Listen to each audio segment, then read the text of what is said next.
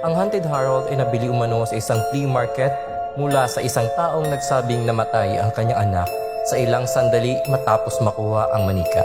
Sa pagtanggi na sundin ang babala, inuwi ng bagong may-ari ang manika.